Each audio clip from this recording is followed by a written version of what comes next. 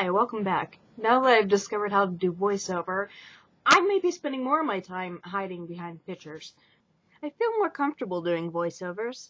I can't fairly say that I have a face for radio, maybe a knack for charismatic facial expressions for radio, but I do have a voice for radio, or at least I like to think I do. My favorite extracurricular at college, not counting movie nights and crush stalking, was DJing on our school radio station. I had a classic rock show, my musical time period of expertise, and the station's classic rock library sucked, so I augmented my own CDs with my dad's massive vinyl collection. I made this awesome box to carry 45s around campus. Now it holds scrap fabric. I miss DJing. I'm still trying to figure out how I can incorporate it into these videos without legal ramifications. But, maybe I'm silly about wanting to hide behind a voice. Like most people, I am self-conscious about my looks. The thing that bugs me most is my teeth. When I was a toddler, I wrecked two of my upper front teeth together, and somehow they managed to fuse that way. They, or it, wouldn't fall out on their own, so I had them, or it, pulled. But then the permanent teeth wouldn't grow in on their own, so I had to go in there and get it forced out. The front one grew in just fine, but the one beside it, it turned out was malformed and holy and disgusting, and not a tooth, so they pulled it out entirely. I had to get braces anyway, so they stuck fake tooth in with the braces, and later one attached to my retainer. But finally they put a permanent fake tooth in on a bridge, which was attached to the backs of the two teeth beside it, which is perfect. Except now every time I bit down, my bottom teeth will push on the bridge, pushing that front tooth forward with it, which actually makes it appear shorter, or more appropriately makes my other front tooth look scary long in comparison. I hate that tooth, but I already did the orthodontics once and I don't feel like doing it again.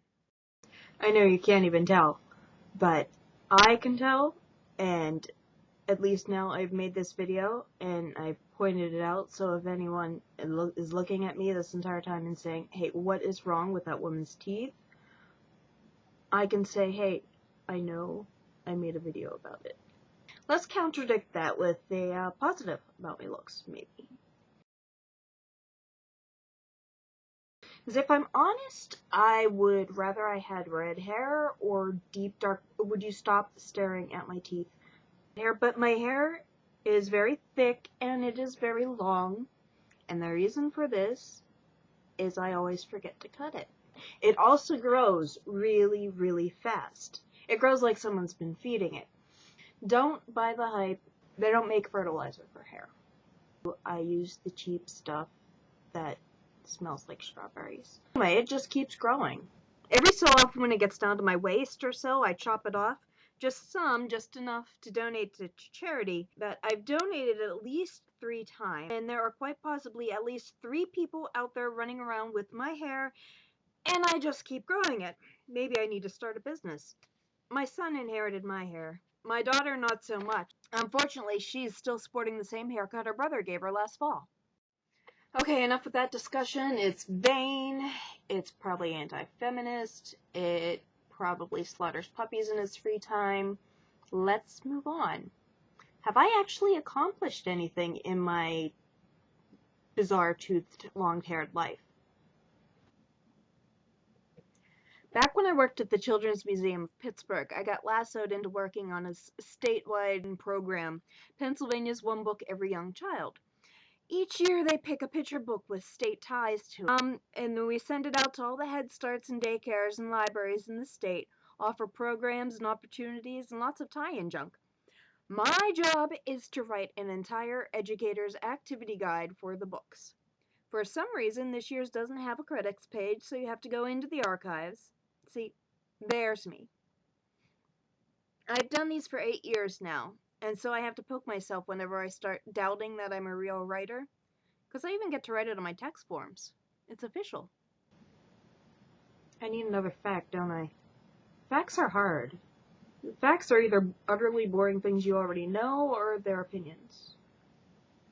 I can give you my location. I've moved around a bit in my life, unless you consider that I've never lived farther than a 2-hour drive from the city of Pittsburgh, which means I really haven't lived many places at all.